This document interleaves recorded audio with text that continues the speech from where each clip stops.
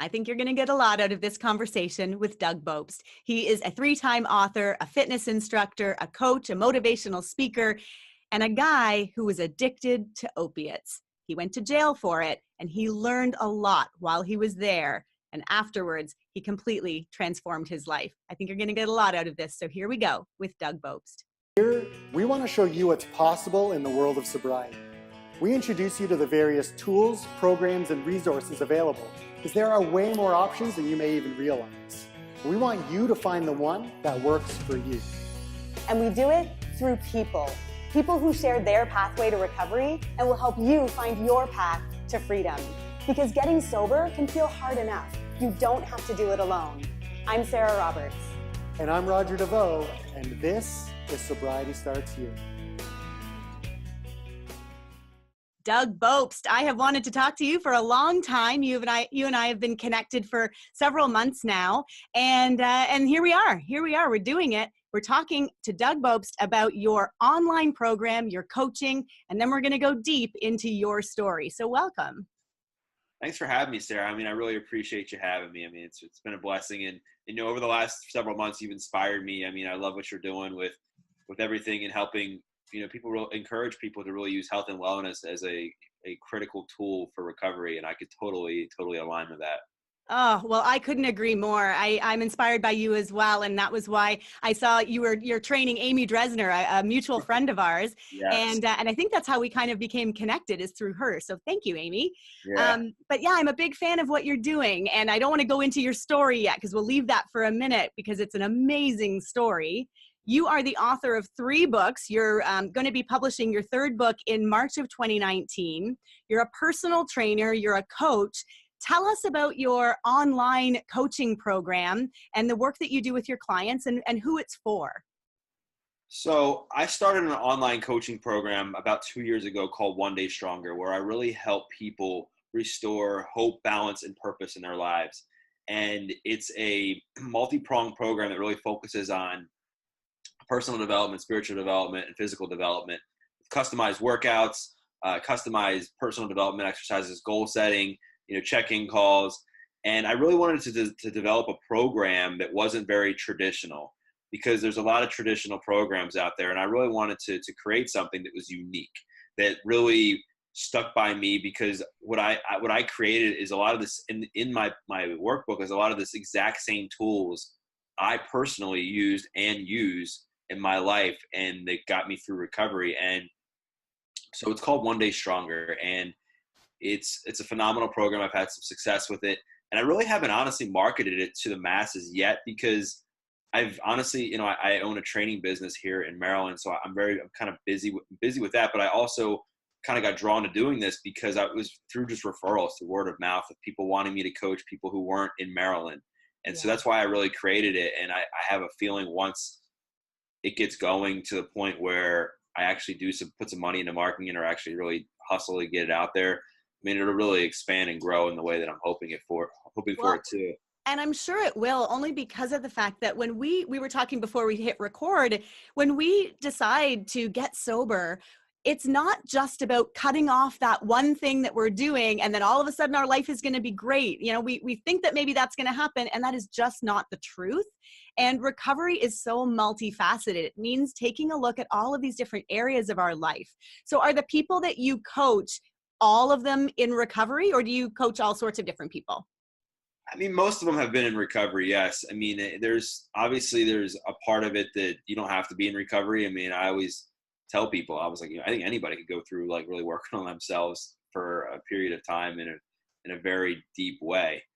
And but there's also another component of it that I do some online training, and I really love helping people use fitness as a tool to help them in recovery. And that's how, like you said, we met Amy, and I've been training Amy now for about 6 months, and just the progress I've seen with her it's been really amazing. And I know she doesn't mind me talking about it, because she's really starting to feel better mentally. And exercise is one of those funny things that can really be a way to help you feel confident in a more natural way without having to do anything suspect or illegal. Yeah, I totally agree with you.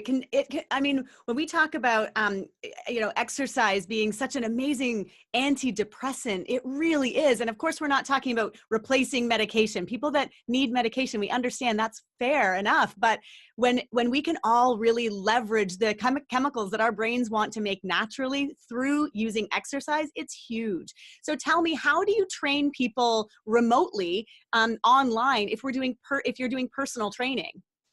So all my stuff's very personalized when I train somebody online. It's not a cookie cutter program. And I honestly, I'll start with a conversation like this, and I'll just say, hey, I'll just really talk to them about their goals. I'll talk to them about their exercise history, their injuries, and what their goals are. And then I will go back and forth on them on some things I think they should get. My training style, I talk to them a little bit about my story and why I believe exercise is important and how I believe I'm the right person for them. And then from there, it just really starts setting a schedule and starting with them with where they're at. Because, I mean, a lot of people, especially in recovery, many haven't exercised in years or ever. So, you can't really train them like you would train, a professional athlete or train somebody who's been working out for the last 10, 15 years. So it's quite different. Definitely quite different. So are you showing people the exercises on their computer screen, like you're physically doing the exercise to show them form, or are you standing there watching them perform the exercises and doing a workout with them? How does it work? I mean, at first I'm really showing them form and I'm really showing them how to do like a proper push up, proper squat, proper, I have, Amy, for instance, bought bands. So we were doing a lot of stuff with the band, showing her how to do different stuff with that. And then once they kind of know, like, I like doing the same thing for a few weeks because, variety's great. But I think if you're really trying to, like, measure progress, you got to do the same thing for a few weeks to see that you're getting better, just like anything else. Well, and so, like you're going to teach form, but even to make sure that we are getting into the right form, we do need a bit of practice. We can't just be changing it up the next day and the next day. And yeah, I think that's smart. Yeah, and especially like with people who struggle with addiction, we want to see progress immediately. And so the way to see progress is to do something repetitively and see that we're getting better at it.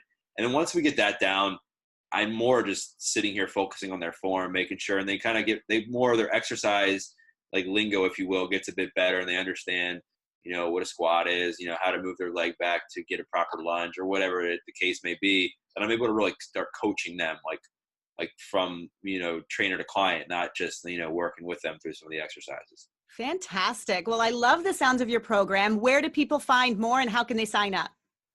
So if they want to get more information on the program, they can go to my website. It's under products. Go to dougbopst.com and click on One Day Stronger.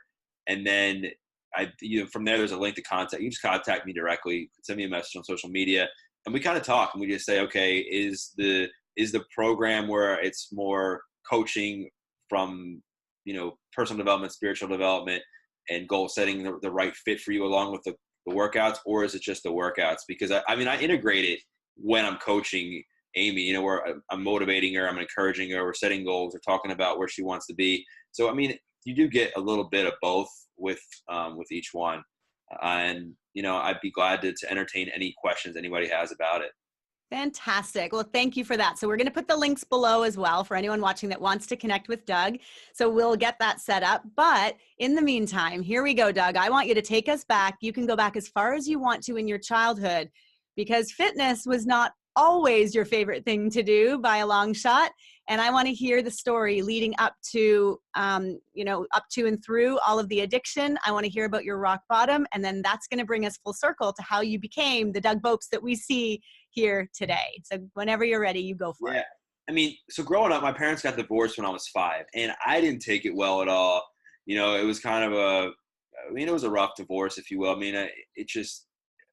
No divorce is fun, right? And unfortunately, I don't know if it was genetic or what, but I got depressed when I was very young, and one thing led to the next, and I was overeating, and I was eating things I shouldn't have been eating for a long period of time.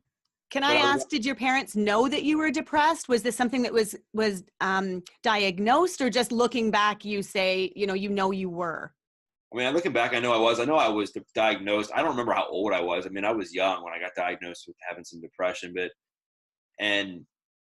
we were in and out of therapy offices when we were kids, like, because we would have to talk about, what we didn't like about living with one parent versus the next. I mean, and, as a result, I turned to food in a way that I would eat like a cheesesteak and a pizza, and that would be like a meal for me, and my friends would do the same. I mean, my friends would do a lot of the same thing. It wasn't like that I was acting out of character, so to speak, or out of turn.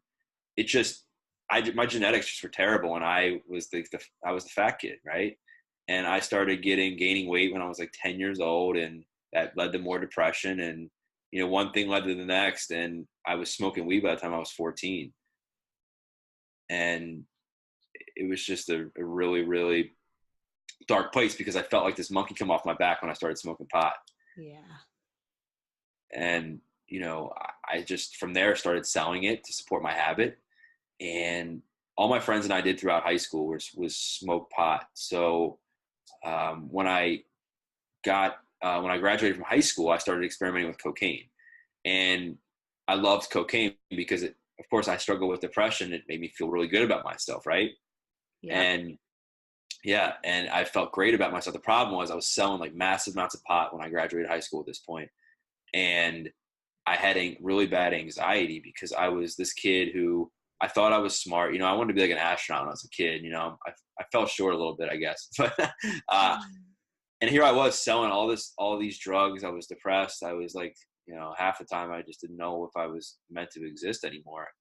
And I had a massive anxiety attack. Now I didn't know what an anxiety attack was. My heart started racing one night. I started getting these massive chest pains. My whole lips and my face were numb. And yeah, and if you've never had one before and you don't know what they are, you're like, what the heck's happening? Yeah. I got rushed to the emergency room, and we're just laying in this bed. I wasn't in the emergency room, like screaming, like help, help. Like I was freaking out because I was like, I had no idea what was going on. And I learned later it was an anxiety attack. Can I ask how old you were when this was happening? And were you under the influence? Like, were you on cocaine or pot at this time? I mean, I was high on pot. I don't think I'd snorted any coke that night. And I was 17, or I just graduated high school, because I remember I was sleeping. I was sleeping on my friend's couch for a summer, and he went off to college for his freshman year, and I had to get out at his house, and I went to live with my grandparents. Yeah, so I was about 17. Yeah, I was 17 because it was right before freshman year of college, so I hadn't turned 18 yet because I had a late birthday.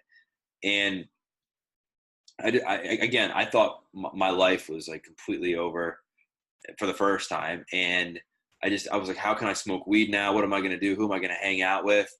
And so, of course, instead of me, finding a new habit, stop smoking weed, I'm like, well, how can I still smoke weed and not get anxiety? Because that's what happened. I had the anxiety attack because, pot causes paranoia in some people, which a lot of people don't really realize. But I had smoked so much pot. Like I was smoking like a quarter ounce of pot a day. Like it wasn't like I was smoking like a joint. I was smoking a lot. I mean, 'cause I was selling it, like a massive quantities of it. So I had it around me like all the time. And I think like Tommy Rosen talked a lot about his feelings around pot. It was his identity. Right. That was my identity. Was like, anything I did was smoke weed. I would go, like I couldn't go to the aquarium without smoking weed. I couldn't go to a Ravens game without smoking weed. I couldn't go to eat dinner with my mom without smoking. It was like, you're right. And so I ended up, like I said, instead of like quitting, I was like, let me just see how I can not have an anxiety attack and still get high. So I got offered a Percocet one day, and that led to the next thing. And one thing led to the next. And here I was snorting, $200-300 a day of opiates by the time I was like 19 years old. And, I just remember, one day, I mean, then you would we'd speedball, like snort coke and opiates and like the same thing. Right. So I was like, man, I hope I just snort this and just don't even wake up one day, because we buried several of our friends before the time I was 21 years old. I buried, 3 of my friends by the time I was 21 years old. And it was just, wow. And so your friends who were doing the same things as you, did you ever see that as a sign to stop doing what you were doing? Or did you just think that they had taken it too far and that you weren't that far gone? How did that? Well, the friends who died was from drinking and driving. And I kind of from my original high school friends. I mean, I kind of branched off into a different crowd of people that all we did was snort opiates. That's like what we did. Because a lot of my high school friends like weren't cool. Like they weren't cool with it, right? They were like, "What are you doing?" And of course, you know how it is. Like if they don't like you, or they don't support your drug use, they're out. That's Totally. kind of what happened. And I ended up running around with people who only I could benefit from, in a way that I was either selling to, like conniving in a way, and Cinco de Mayo of 2008 was when everything kind of came to a head. I was riding around with two of my friends to go pick up some Oxycontin, and I had a half pound of pot in my trunk, $2,000 in cash. I look in the rearview mirror, and the cops had their lights on, and I got pulled over, and I was like, shit. That's really what I said, and I was like, what am I gonna do now? And I knew that it was it. They pulled me over and searched the car because my friend had an open container, and it just gave them like permission pretty much to search the rest of the car. And they searched the car, and they found the pot, they found the cash, they found a scale. And, as I was in handcuffs put in the back of a car, and I thought my life was over. And I just had no clue what was going to happen next. Like, any dreams I had were gone. Like any like potential that I thought I even remotely had was done.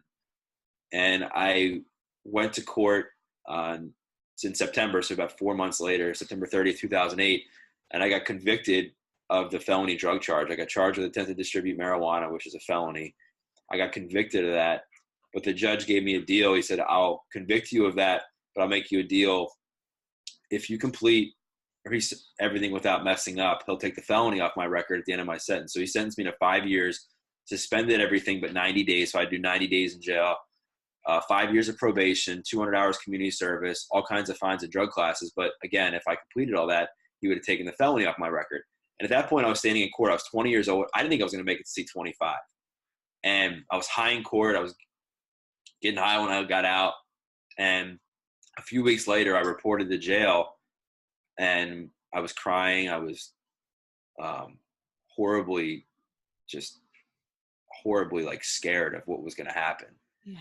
And I detoxed cold turkey when I got into jail. I mean, I literally snorted like 400 milligrams of oxy. So I was like, this is it, I'm done.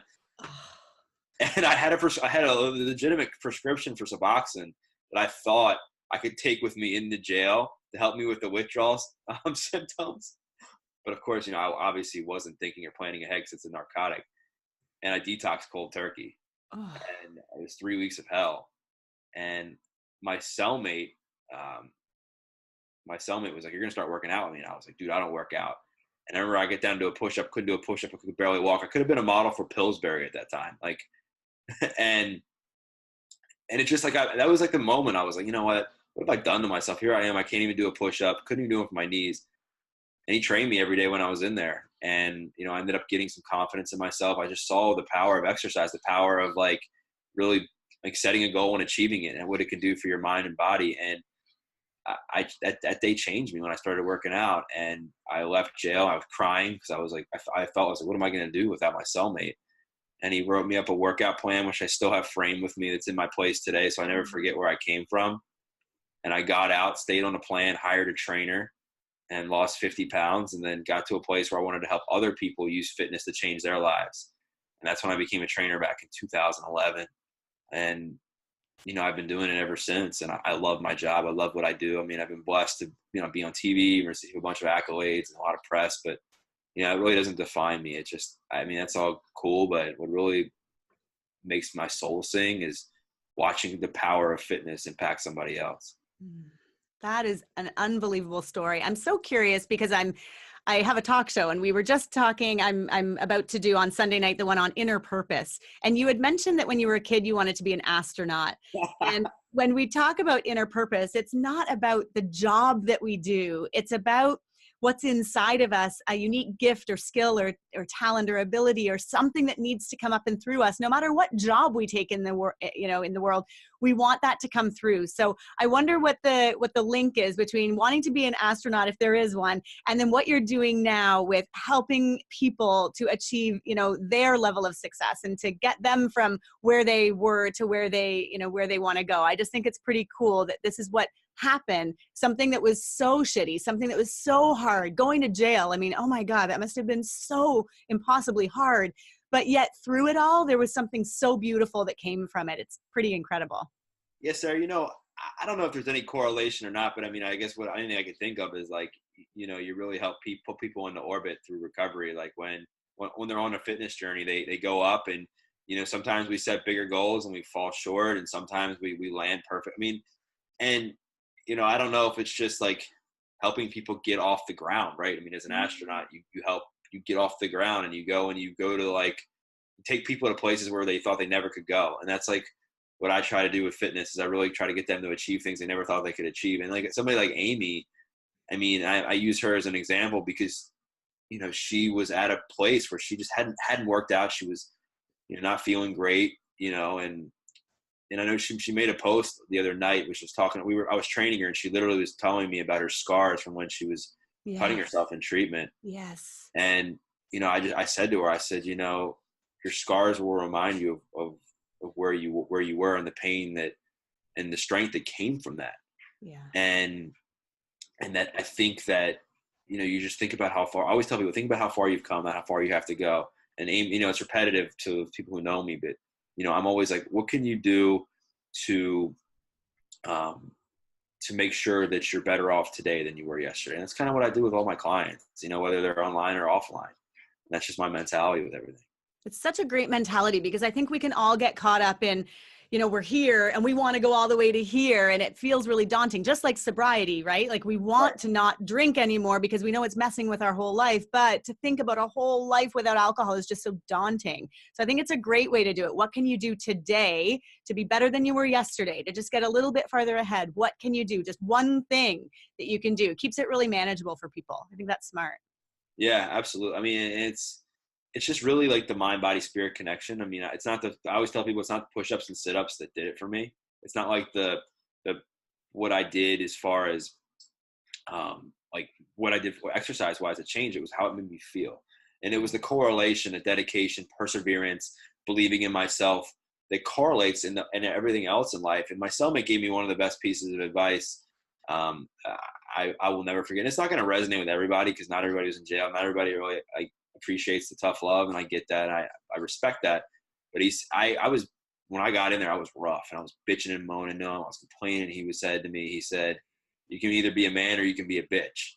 And he's like, you can be a man and stand up for yourself and take responsibility for the choices that you made to get yourself here and take action in your life. Or he's like, you can be a bitch but cry in the corner like everybody else. Because most people will cry in the corner, they'll blame everybody.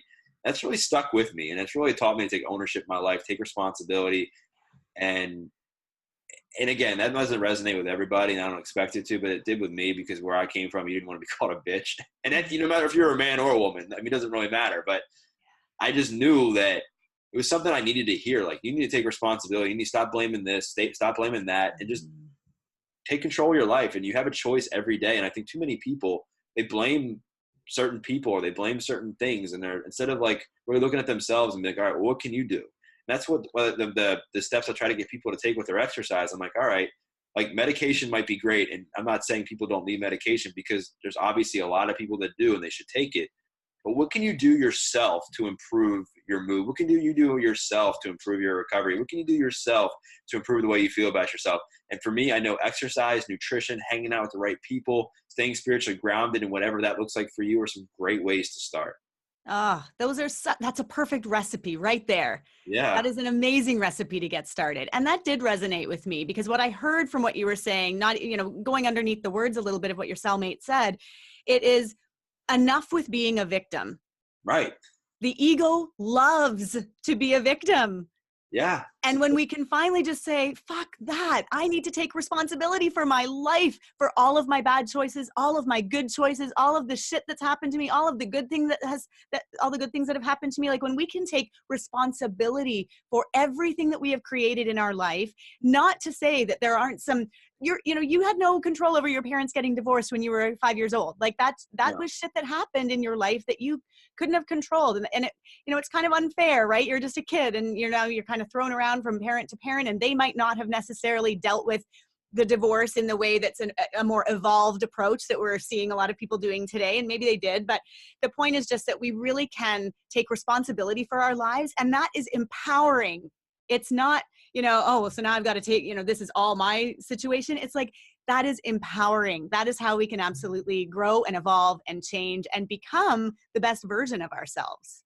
Yeah, absolutely. And, I think people, they try to pass the buck on to somebody else. And then once you pass the buck to somebody else, you lose. Because once you take the responsibility off yourself and you start like trying to like think, oh, the government's going to save me or this person's going to save me. I mean, there's no guarantee of that. I mean, it's very, very hard.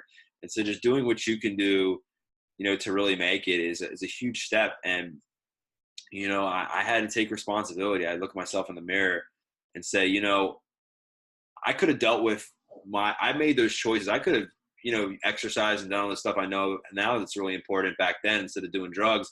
But I made a choice and I made that choice to do drugs. And that was me. And while I definitely, agree that, addiction can be a disease to some, I don't, I think it's a spectrum. I think it's not everybody's the same. And, and I just try to give people tough love too, because I remember one day Amy was, I really fired her. This was like fired her up. And she was like, oh, I'm tired. I don't want to work out. And I said, Amy, I don't train wusses. I train machines. And that like lit a fire. I knew that would lit a fire under her. And she's like, I'll see you at 5. And like hung up. And I was like, all right, I think she's mad. I love that because I'm sure that you have other clients that might not work as well with, but who that can work with. Everybody. No.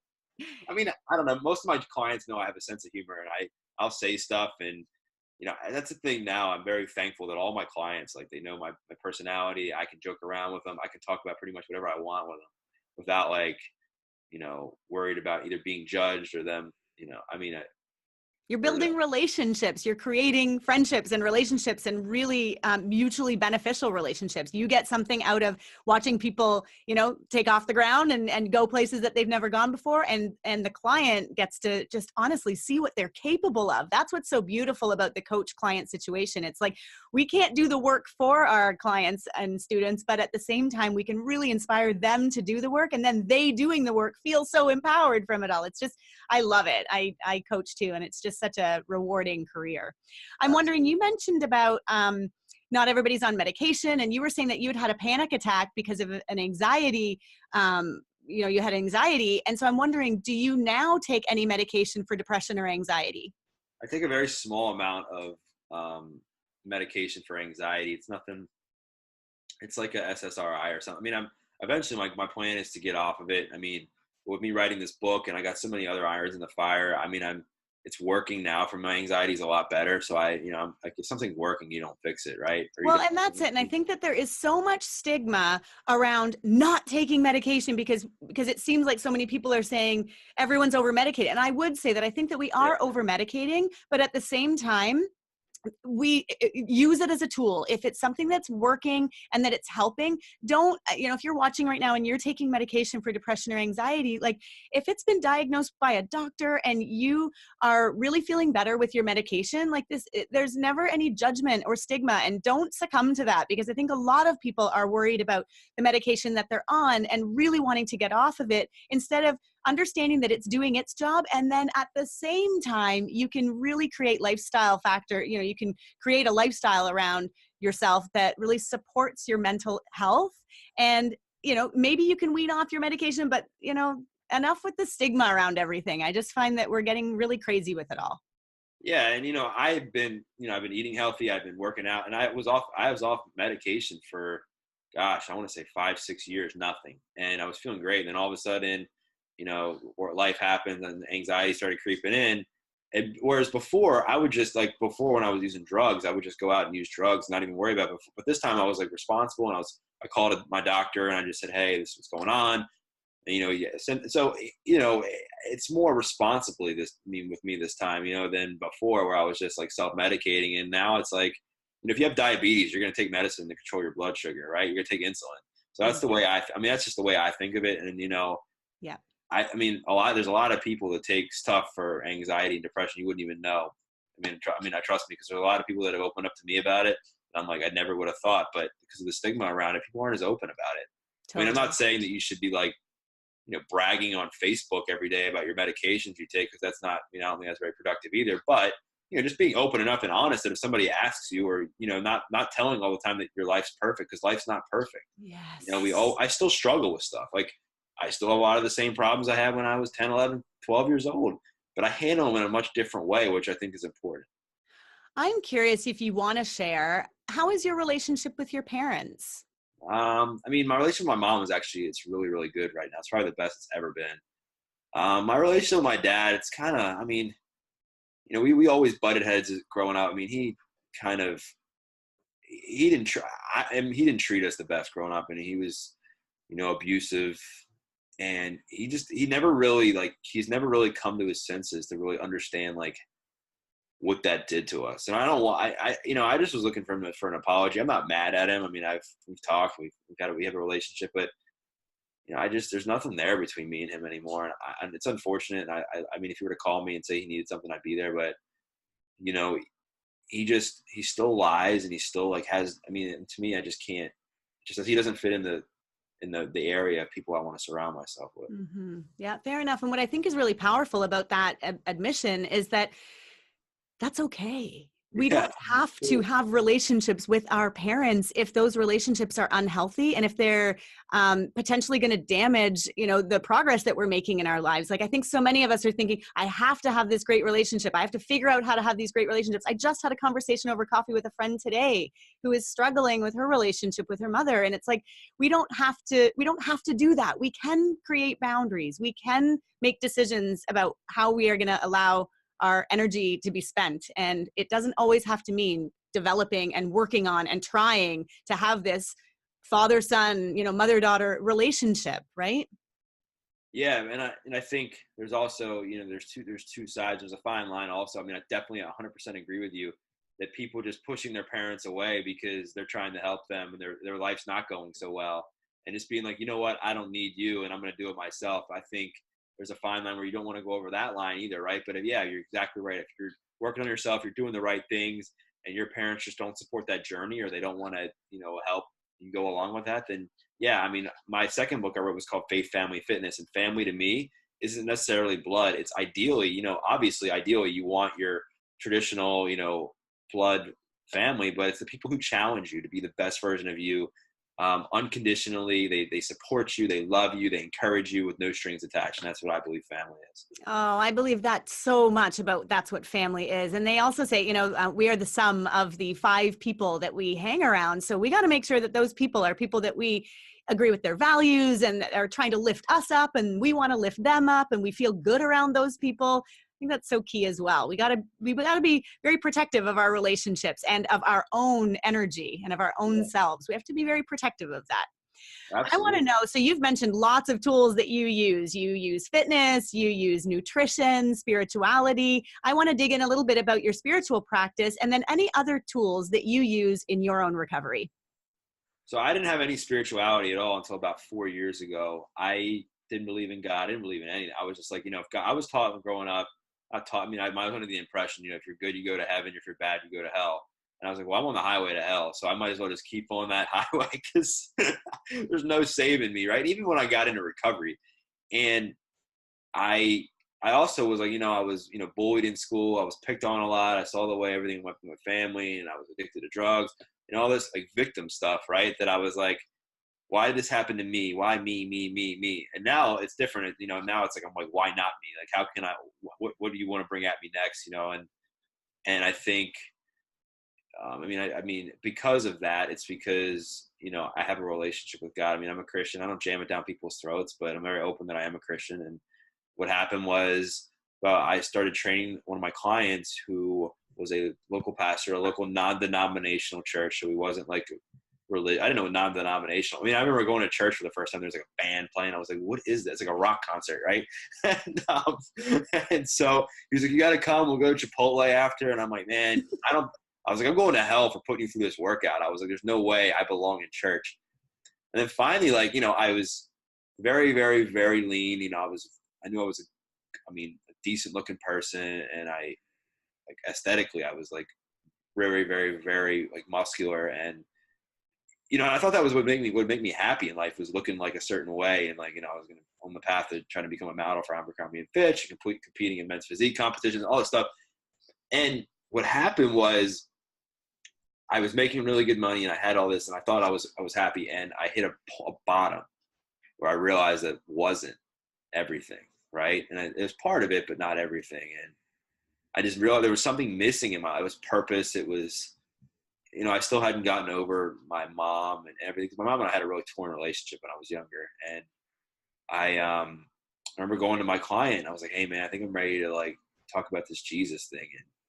And I just remember him, very open arms. And I went into his office and I prayed some prayer, and I gave my life to Jesus that day. And I remember like that same feeling, the same monkey that I felt come off my back when I was doing drugs, the same monkey I felt come off my back then. And I felt like I might not have been proud of the choices I made, but he was. And I felt like that he was with me the whole time. Because I thought like, I'm in jail, like, and this guy's forcing me to exercise. And here I am now helping other people exercise. I was like, I couldn't have done that myself. And I remember calling my mom right when I got out of jail and just authentically like apologizing for the first time in my life. And it just like really taught me the power of purpose. And I just really remember praying and like, what did God want from me? Did he want me just to be a trainer? And it's been a journey. I mean, there's days I'm not as spiritually connected, just like everybody else, but, I am at least still there on the sidelines. I've never retired because, there's times where I'm really perfect in my spirituality and there's times I'm not. And there's times I go to church more often, there's times I'm not. But I think it's just the way you act, the way you treat other people, it really shows like how spiritually grounded you are, And that's just my opinion. Yeah, I totally agree with that opinion. So what does it look like for you in your life? You were saying sometimes it's perfect, sometimes it's not. So sometimes you go to church. So sometimes you go to church on Sundays, and then on a day-to-day average day, what are you doing? Well, when I'm really good, I'm like listening to Christian music in the morning when I wake up, and just like Christian rock music. I mean, actually, like if you didn't know it was about Jesus, I think a lot of people would actually like it, because it's like the stigma behind Jesus too, because people don't hate Jesus, they hate like Christians because there's a lot of hypocritical Christians, as we all know. Mm-hmm. And that's why I don't jam it down people's throats. I don't judge. I mean, I'm open about it. But so listening to Christian music, journaling, I'm reading the Bible. Like there's certain parts of the Bible I really like reading, and it's like the lessons. Like Proverbs is a great chapter for me because you can read like whatever day of the week it is, you read that proverb, and it's all like wisdom and lessons. And they talk about money, they talk about women, they talk about that. I mean, so it's just like a really good, I think for me, like baseline of things. And I'm praying, and I actually go to church on Saturday nights. The church I go to, they have a service Saturday and Sunday. But if I miss it, I don't, because I don't define myself as a check the box, go to church on the weekend, and that's it. Like, it's just really the way I treat people, how I'll help other people, where my heart's at. I can tell if I'm like, and obviously there's some days I don't do any of that. There's some days I'm like, I'm just beat, I'm burned out, or I'm like, what the heck? Like, I mean, I'm a human, and I acknowledge that, but it's more being aware of it and more knowing, okay, like, what do I need to do? How is stuff off track? Because the minute we think we're perfect, the minute it's over, because none of us are perfect. There is no such thing as perfection. Yeah. Honestly. Okay, so spirituality is a big one. Obviously, fitness and nutrition. Do you go to any NA meetings or any meetings like that? No, I don't. I mean, I never was a 12-step person. That wasn't mandated after jail? I went to like an outpatient clinic to go to, like, you go like once a week and pee in a cup. That was it. But you didn't get any like 90 and 90? You have to do 90 meetings in 90 days after treatment? No, because I mean, there was no, they didn't drug test you at AA. So like they needed me to be drug tested. That was their main thing, was make sure I didn't violate my probation. And did you make it through those 5 years? Yeah, so the felony came off my record in January of 2014. Woohoo!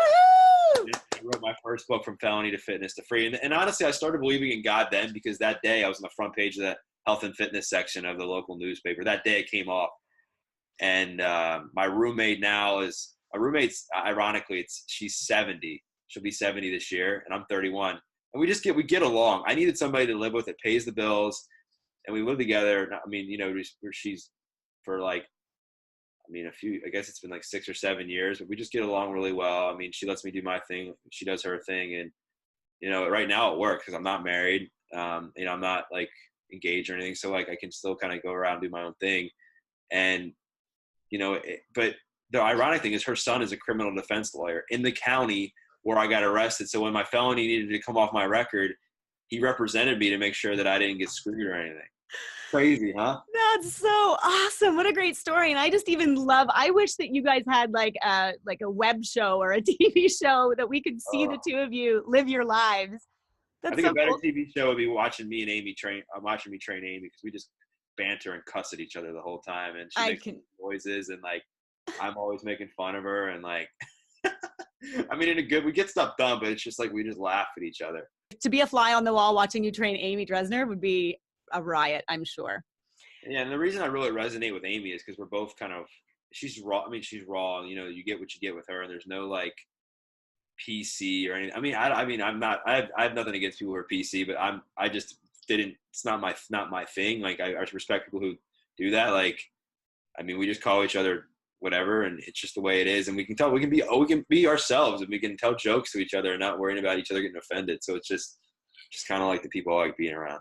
I love that. And I think that again speaks to the power of, one-on-one personalized coaching that you provide so that you're really developing that relationship so that you know where you can go with banter and you know how you need to push each of your clients. So again, if people are looking to learn more about Doug and find out what he does, and if you're interested in being trained by Doug, go to dougbopst.com. Is that right? Yeah, and they can do that. You can just go to contact me, and my products are on there, and it goes into my online program and my books and stuff. But really, just having a conversation and seeing how I can best help somebody is the best way to go. Fantastic. I have a couple of other questions that I always like to ask my guest. First one, what is the best thing about being clean and sober? I mean, I'd say the best thing is just you make better decisions, and you are really like. I mean, the mind is so much more clear about what you're doing, and you're being able to understand what's right from wrong, and you're not having to rely on a crutch to get you through the day in a harmful way. I mean, for me, I there was times where I couldn't get out of bed without snorting opiates, so it's just so nice not having to rely on that, not having the urge to want to like do that to my body anymore. Mhm. Oh yeah, the urge to do that to your body. That's so powerful when you said that, because I'm just sitting here like, when I coach my clients, it's often so hard to get off sugar and to stop eating that junk food that's not making us feel good. But it's like when we can really connect with what makes us feel our best, like that just changes everything. When we can really turn it around and look at it from a different vantage point and see the damage that we were doing to our body, and how can we make different choices that are going to lead to lasting change. I mean, that's just obviously that's exactly what you inspire your clients to do. It's amazing. My last question for you, Doug, I steal this one from Oprah. What do you know for sure? I mean, I know for sure that we're all put on here for a purpose greater than ourselves, and I think the best thing we can do is love one another unconditionally and have a mission in life to help other people become the best versions of themselves. And that's something I believe will make the world a better place if we can all do that.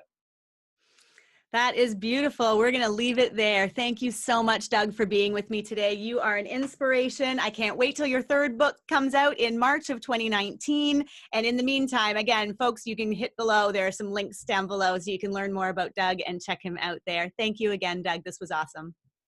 Thanks for having me, Sarah. I appreciate it. To get access to all of the free videos and interviews, visit sobrietystartshere.com.